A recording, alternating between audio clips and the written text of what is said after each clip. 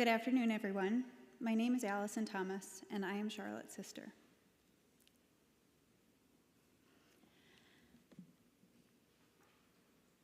On behalf of the family, I want to thank you all for joining us on this final adventure with Charlotte. She would have been so honored to know that you are here, supporting us and remembering her. You might notice that the program is written into 3 sections, representing childhood, adulthood, and graduation.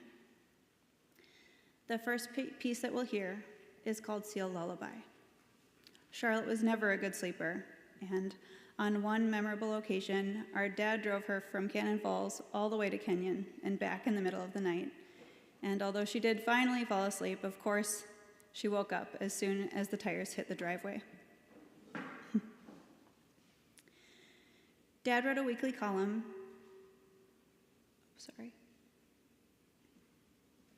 This is the Seal Lullaby.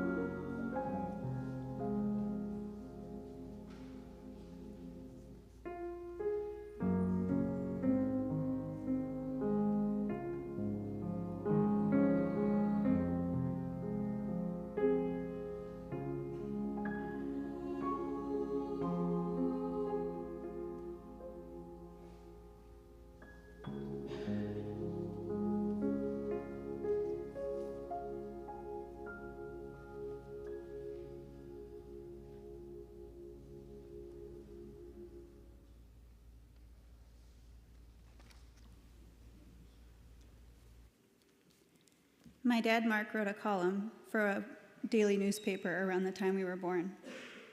He wrote this article 3 days after Charlotte was born, and the music is something Mom and Dad called Charlotte's Lullaby, because Mom played it often for her at night. The tallest of life's mileposts are sometimes the least prepared for.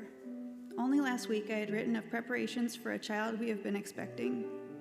The days were being counted, items in miniature were being bought or crafted, and then, quite indifferently to the page on the calendar or the plans of other people, the process of a new life, wanting early to stretch and breathe, jerked us upright in the dance of starlight. And by the end of the afternoon, the population of Cannon Falls had grown by 1.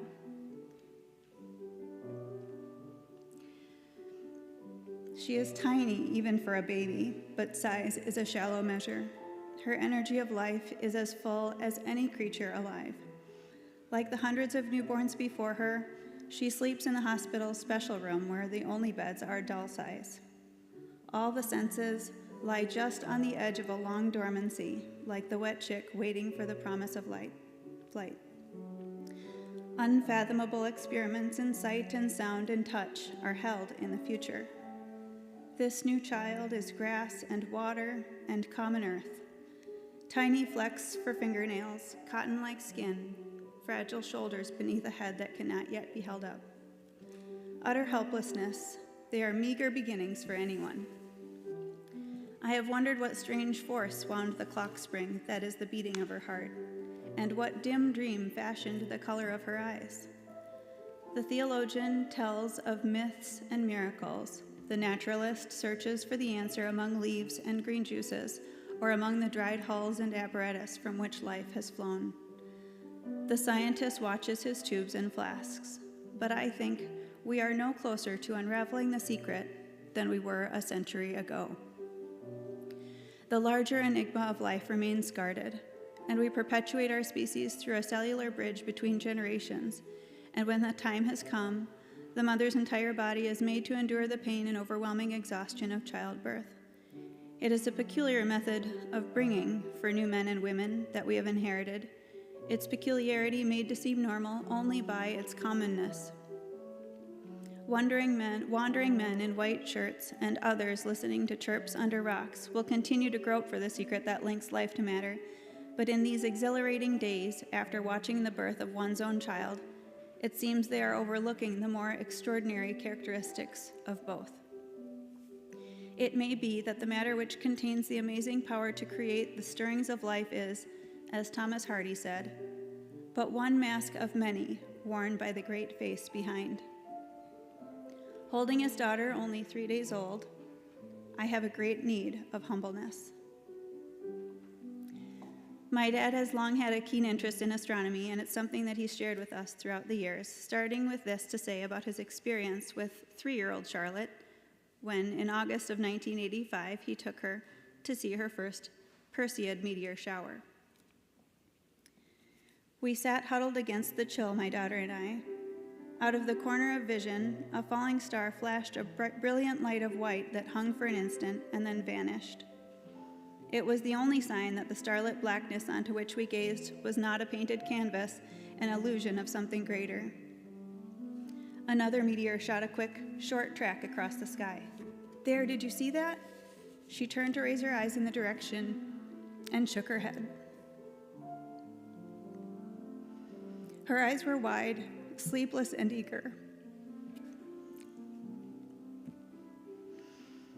Straight behind us, so that it took a twisting of the neck to see it, hung Jupiter, visibly brighter than all of the other objects in the sky. What can they mean, those twinkling lights set in patterns to the mind of a 3-year-old, I thought. An association formed in her mind. Well, we live in Minnesota, and it's kind of like a planet too, she said. Such youthful innocence. Directly overhead, a spangle of stars thickened to a faint white band that reached to the horizon behind us. The flecks of stars, like grains of salt, were indistinguishable one from the other, just the visual sensation of a long, granular wisp of cloud. What's the Milky Way? She turned my identification into a searching question. I attempted an answer. Yet, I thought there is so much more to holding in the mind's eye a concept of our galaxy. Below the trees to the east, new constellations were turning upward in their endless cycling, and soon would bring the morning twilight to dissolve the black between the stars and draw down a blue covering which hides the emptiness and unreachable distances. We sat there, the two of us, huddled together under the vastness of the black sky, each of us wrapped in separate thoughts. I had taken her out to show her the twinkling fascinations, to stimulate her budded ideas and perceptions, to heighten her questing and curious young mind. But my identifications and explanations, as I heard myself speak them, were shallow, mere introductions to mysteries that are beyond the capacity of human thought, or to other mysteries that will not be unraveled in my lifetime or hers. Young and old alike, we all find incomprehensible the overhead twinkling in the night.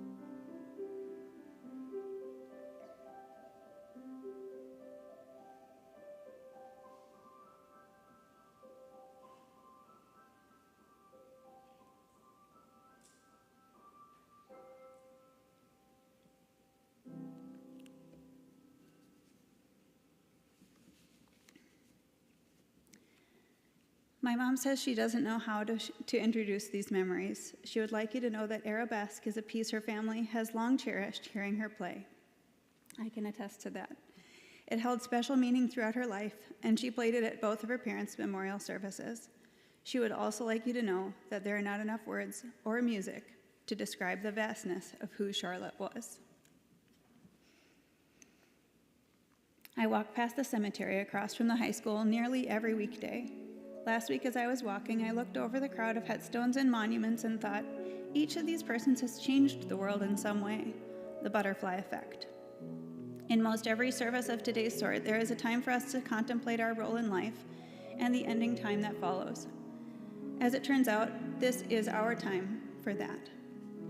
I'm not certain exactly of what Charlotte's butterfly effect might have been, but there are a few things I do know for certain.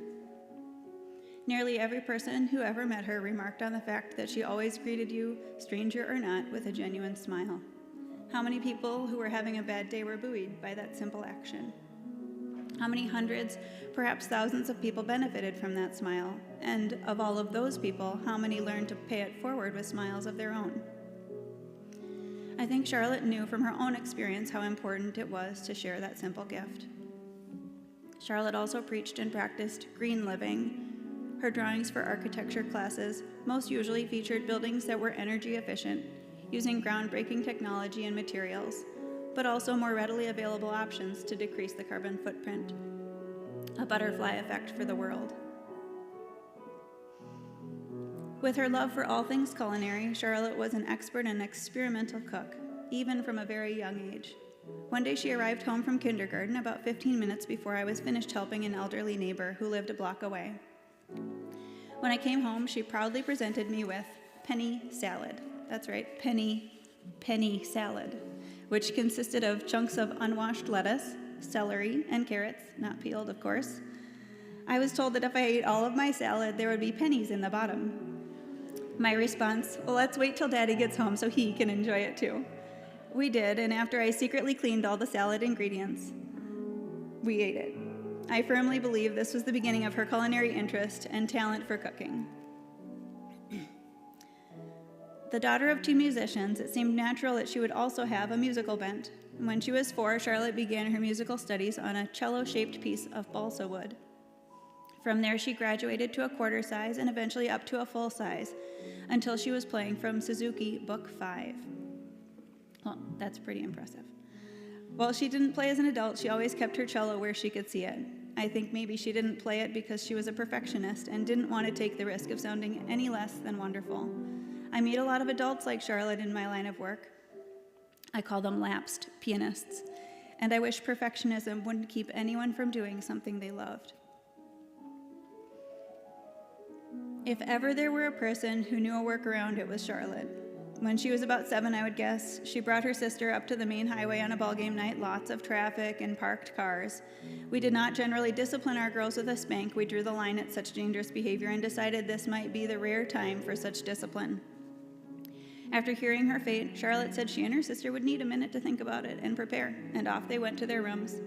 Several minutes later, they returned to the living room wearing every pair of pants and underwear that they owned. Although Charlotte's Carpenter grandparents were somewhat camera shy, they were a part of our daily lives until 1999 when we moved to Northfield. They lived just across the field from our house, and Grandma and Grandpa's house was a second home to the girls. My dad was Mr. S. Claus for the town of Cannon Falls for many years, wearing a suit that my mom made for him. Although he made a very believable Santa, Charlotte, age 3, recognized his wristwatch and called him out.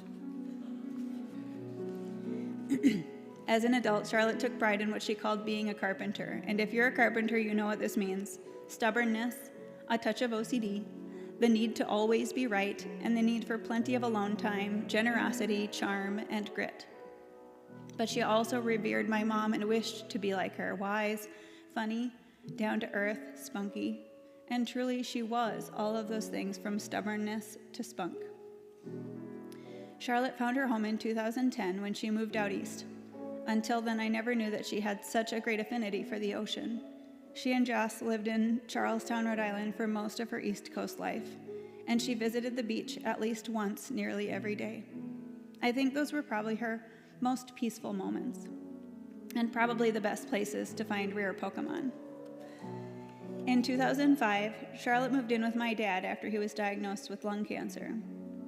I remember her saying to me that if I thought he had gone, I should come and get her, and I replied that my years in a nursing home, as they were called back then, had prepared me for such an event and not to worry. But when the moment came, I did need her.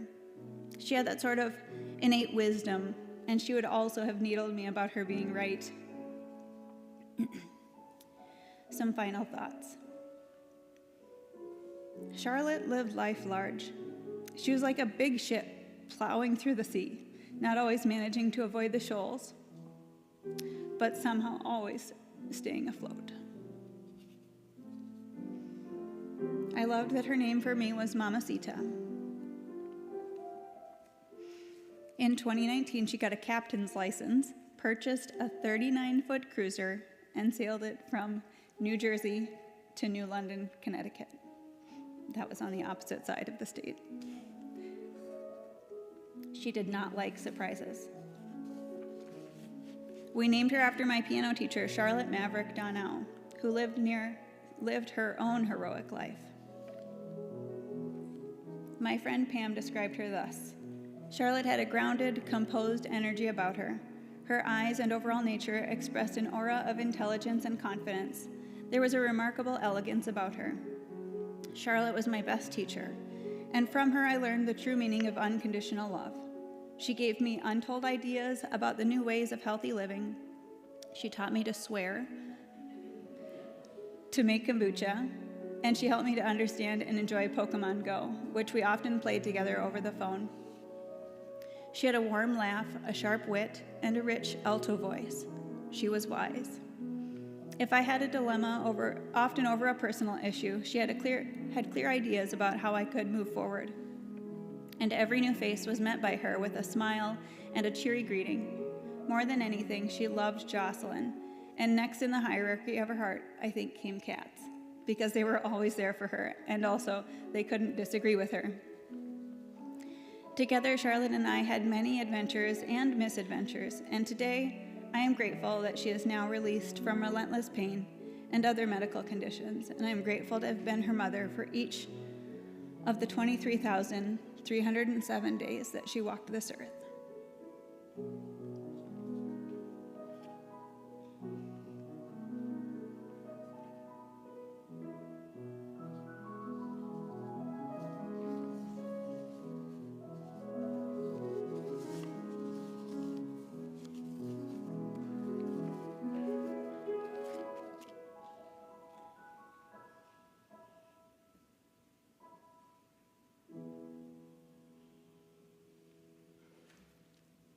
If you haven't heard yet, Charlotte was a fan of cats. From early on, she seemed to resonate with them, and although she did not own up to it, she was actually allergic to them. But she didn't let that stop her. Most of her cats were characters, and she liked them soft and fluffy. Poofy, she called them. After Jocelyn left for college, pictures and tales of cat adventures were almost a daily thing. They made her laugh. They comforted her, as all cats are known to do, and it seemed they gave her empty nester heart a small sense of purpose. This music is based on a poster created by Sark with the Northfield Youth Choir's Jocelyn, under the direction of Liz Shepley, performed in the premiere. At the end, there is a vamp during which you will be invited to share the names of your cats from all time. This is Cats.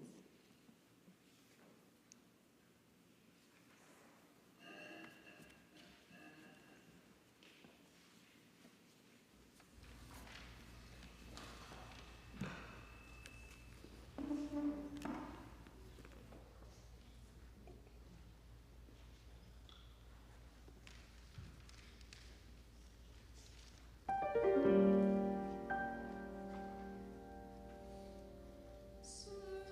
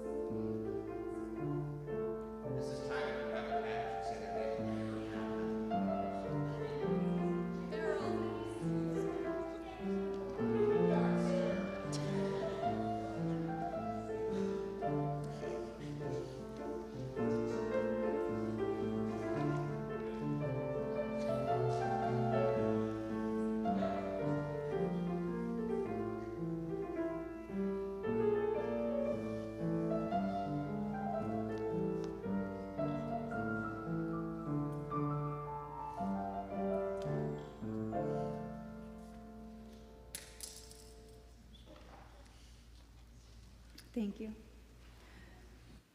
In case you're wondering why I'm not making eye contact, it's just easier to keep it together. So if we want to be here, not all day, I will just keep it together up here today.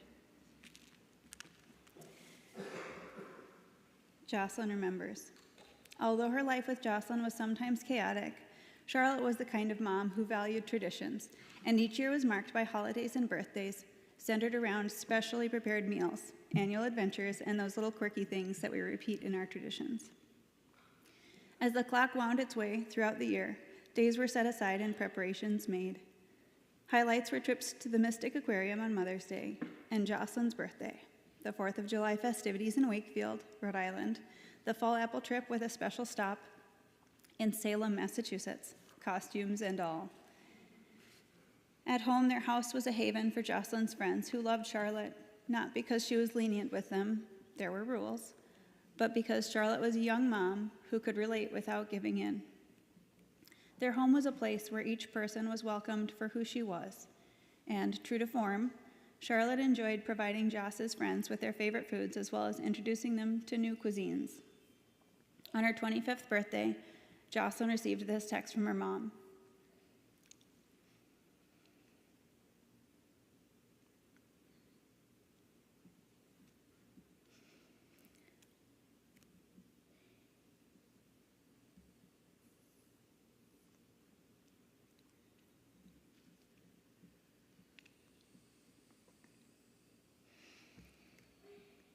I'm trying so hard to stay awake. Just a sec.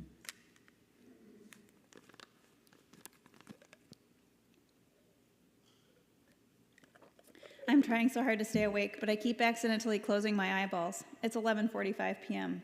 I wanted to wish you a very, very happy 25th birthday, my lovely girl. I love you more than anyone else in this universe, and I always will. You are my sunshine. You always bring warmth and light to my heart and my world. I miss you terribly every day. I hope you feel better. But if nothing else, I hope the little things I sent you at least bring a smile to your beautiful face. Many hugs and kisses. To honor her mom, Jocelyn plans to have Charlotte's cremains converted to parting stones and leave them at the places they plan to visit together.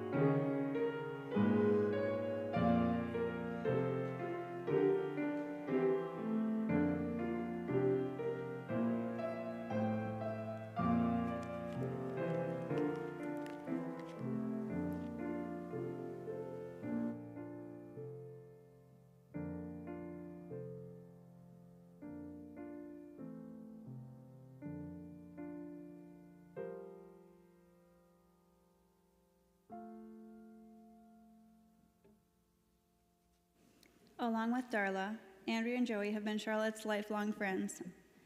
Although each of them has been living in a different part of the country, they've remained close. The music being played is a recording of Charlotte singing in the Northfield Youth Choirs under the direction of Cora Schultz. Charlotte's mentioned several times that Chante le Moulin was her favorite piece to sing. Oftentimes she would hum percolating bits of it over the phone to Mom. As with their friends, it held happy memories. Darla Carpenter, Charlotte's second cousin, reflects. For my dear cousin Charlotte, who became like another sister to me, a roommate multiple times, and the best friend that not even 1,500 miles distance could ever sever. I know you are finally free of all the pain. I just want you to know how loved you are. We talked all the time, hours on end, on the phone and in person. Tonight, I'm comforted by years of conversations documenting our daily talks in texts and messengers, but nothing outlasts my memories. They are so clear and coming in strong, from making up songs about our cats to late-night drives, to have coffee in all-night truck stops, chatting with strangers who are open books with great stories. How do I say goodbye? After 29 years, I just don't know how. This is from Andrea. I've been trying to figure out what to post and say. I was shocked when I found out that one of my best friends, Charlotte, passed away. From the 8th grade throughout high school, to being young adults, to even moving far away, me to Montana and her to the East Coast, we remained friends. So many memories, from all the sleepovers, shaving Sandy's horses, what on earth were we thinking?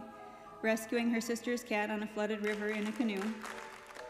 Youth group trip to Big Sky, Montana, including the snowmobile wreck. Taking along on family vacations, to being my first roommate out of high school in Hastings, Minnesota.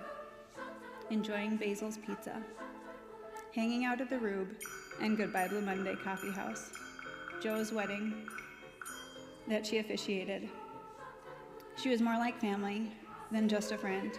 And even though we lived far apart and we both had busy lives, we could call and catch up, and it was like we hadn't missed anything. Gone way too soon, way too young, and way too soon. Joey Callahan, at whose wedding Charlotte officiated, had this to say. Charlotte was one of the best friends I could have ever asked for. She was there for both the hard times and the good times, through single motherhood to marriage and everything else in between. She would make sure she was there. We walked the town on Halloween, even though we were too old for trick-or-treating. Stayed up late talking for hours, sometimes falling asleep on the phone, even on school nights. We had awesome sleepovers. And then there was a time she shaved my mom's horse. Yep, my mom was not too happy about that, but not too mad either. We shared recipes, life stories, experiences, and even when there was distance between us, we never missed a beat. In a pinch, she became licensed to wed Tony and me. So many more memories to mention. When you lose a good one, it's just that they are gone. Love you, Charlotta. You will be sorely missed and never forgotten.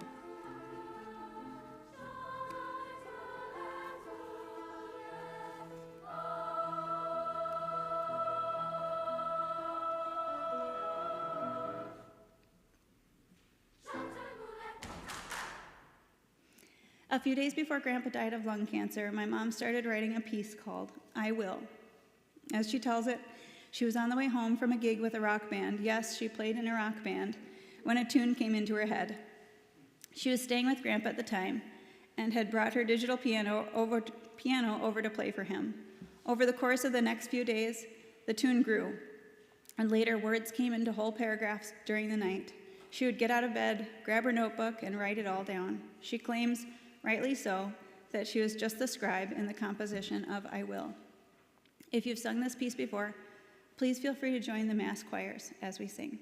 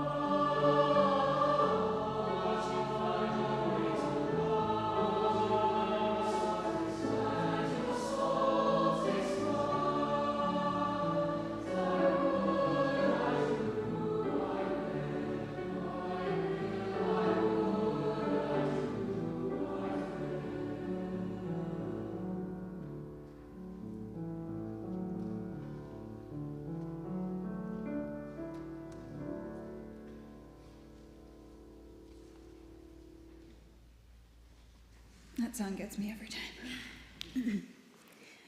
The Road Home is a signature piece sung by the Northfield Youth Choirs and alumni as a message to graduating singers at the end of their spring concert. Although Charlotte might not have been familiar with it, the words and music, paired so beautifully by these two Minnesota artists, are the perfect way to graduate her on to her next life. Again, anyone who knows the music is invited to sing along.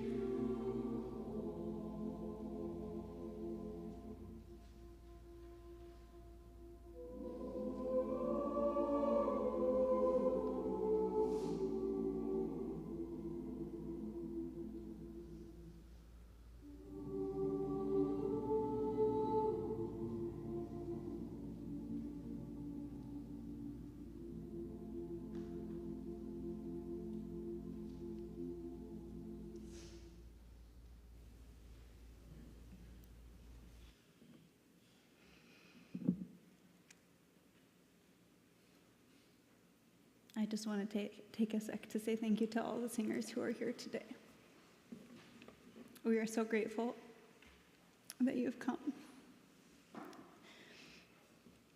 This last peace blessing is another signature piece this time sung by the Northfield Youth Choirs at the end of their annual spring concert. Charlotte would often call Mom just before those concerts began and request that she turn on her phone, which is a big no-no on the stage, when it was time for blessing. Shortly after Charlotte died, Mom asked the choirs to record this song.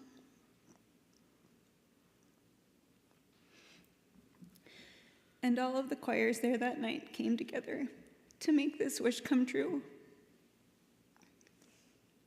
Mom wanted the music to be played when they transferred Charlotte from the medical examiner's office to the mortuary. Through the kindnesses of the choirs and the folks at the medical examiner's office and the mortuary, and in spite of some roadblocks, they made it happen. And in fact, they played it twice. If you know Blessing, please join us in singing it for Charlotte one last time.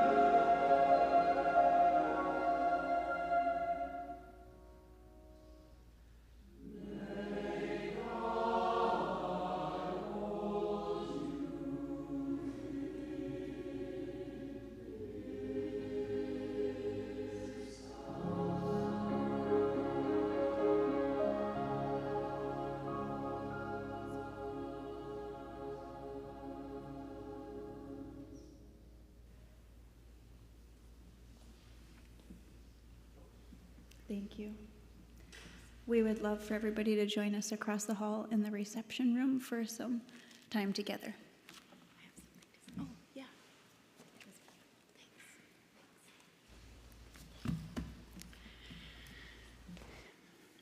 My name is Lisa. I'm Charlotte and Allison's elder cousin. Actually was so excited when Charlotte was born. I was 15 years old and I held the baby. I'm also Jocelyn's technically cousin / auntie / fellow yoga teacher and yogi, and Aunt Mary's niece.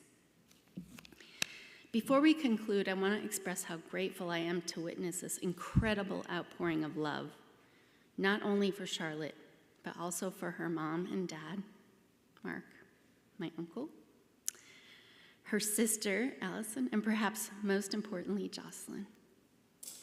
The great love of Charlotte's life and the only one who will carry her family's legacy forward.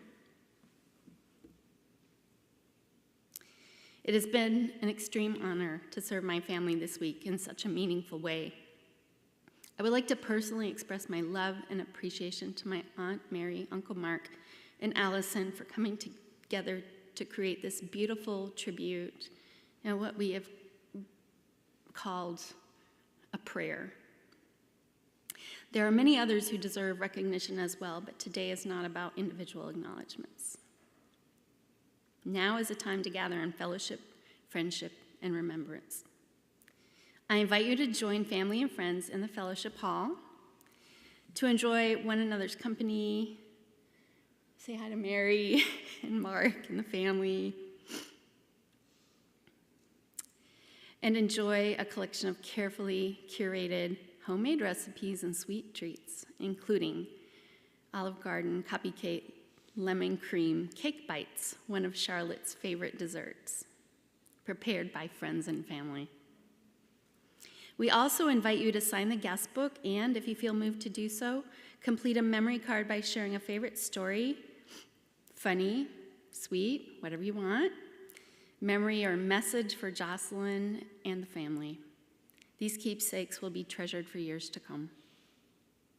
Throughout the reception, a slideshow created by Charlotte's dad will be displayed, celebrating the lives of his daughter and granddaughter through photographs and memories.